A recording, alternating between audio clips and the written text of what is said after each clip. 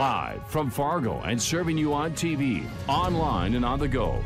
This is Valley News Live at 10.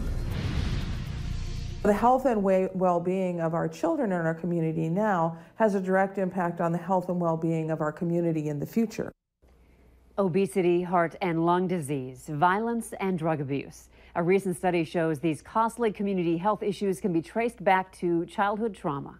Valley News Team's Veronica Marshall reports on a program that local advocates say can help those issues now and into the future. It's important to you because it really is a public health issue. Adverse childhood experiences, or ACEs. Nearly 2/3 of us have them. We are very fragile, and adverse crisis trauma experiences can impact who we are and how we see the world, and sometimes they can impact us in ways that cause us to struggle throughout our lives. Early exposure to abuse, neglect, violence, and other traumatic events can set children up for lifelong mental and physical struggles, but it doesn't have to. This information can be life-changing. It can be life-changing on a community level, but on a personal level as well. If we can lower the number of adverse experiences that our children have at a very young age, we can turn this around. We can make some really definite differences for our community, but also for our young people. Now, citizens looking to better their communities are working to stop the problem before it even starts. The Clay County Collaborative and Early Childhood Initiative is offering free ACEs trainings, which teach understanding and resiliency. So far, the group has reached hundreds,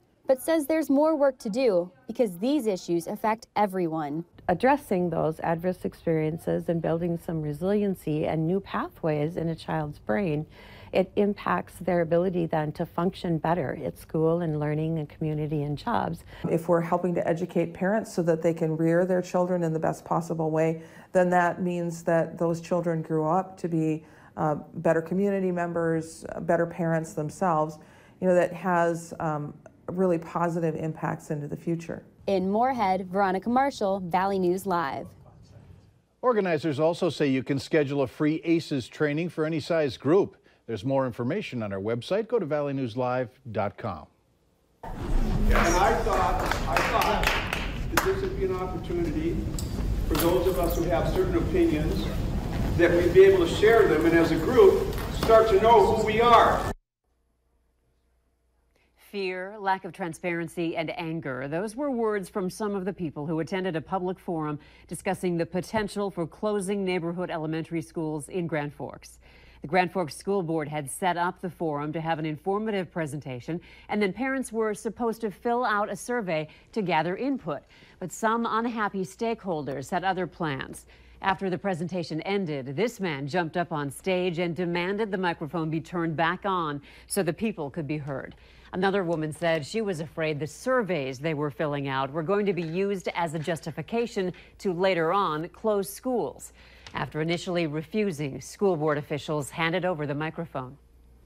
The school board has chosen to diffuse all this group of people, these people here that came to hear and to support a certain point of view and have that point of view heard. And so there's an irony here that I felt that I was building up to, you know, we can interact and discuss in a professional way our concerns. The relationships for the children, who I didn't hear mentioned once in tonight's spiel. I didn't hear almost the word children. School board leaders were adamant this is just the start of a very long process, and they want to hear from the taxpayers. If you're interested in what's in the survey the district wants taxpayers to fill out, there's a link to it on our website, valleynewslive.com. Tough night to keep the power on for several towns and parts of rural Cass County. A spokesperson for Otter Tail Power Company tells Valley News Live that it started around 7 for folks in Amenia, Mapleton, Kindred, Castleton, and Davenport. We've placed several calls to try and get an update as well as a cause for the outage. No luck getting someone on the other end to answer. While the Twin Cities area is getting socked with snow, here in the valley, we're enjoying hassle-free January weather.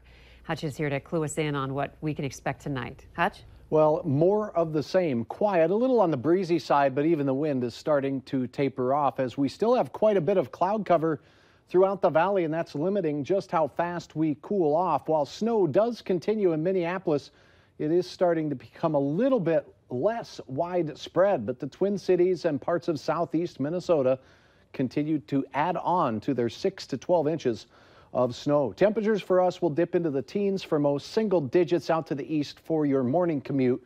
So the typical slippery spots will be in the mix. I'm expecting less wind as we start our day tomorrow, and that will feel nice. I'll have details on, well, a warm stretch of weather, you guys, coming up here in just a few minutes. Okay, thanks, Hutch. You bet. A Jamestown man sustained life-threatening injuries after a crash south of the Twin Cities.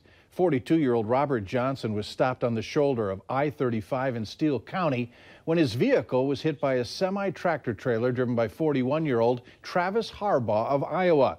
Both vehicles ended up in the ditch. Harbaugh was transported to be treated for injuries, but is expected to be okay. 2 men are in custody after a large drug bust in Stutsman County, North Dakota, Sunday morning. The men were heading east on I-94 when they were stopped for a traffic violation. A search of the vehicle turned up 476 pounds of marijuana. Nia Lee of Minnesota and B. Thor of Wisconsin were taken into custody and are facing charges of possession of a controlled substance with intent to deliver and possession of drug paraphernalia. Both men are being held in the Stutsman County Correctional Center. A firefighter was hurt battling flames at an apartment garage in Grand Forks. Crews were called out early this afternoon. They had the fire under control in about 10 minutes. It took about an hour, however, to completely get it knocked down. The firefighter was released from the hospital after being treated. The cause is still under investigation. The government shutdown is over, but the work for Congress and the president is far from done. Later on Valley News Live at 10, what happens next? Up next, time to take extra precautions to make sure your belongings aren't ripped off.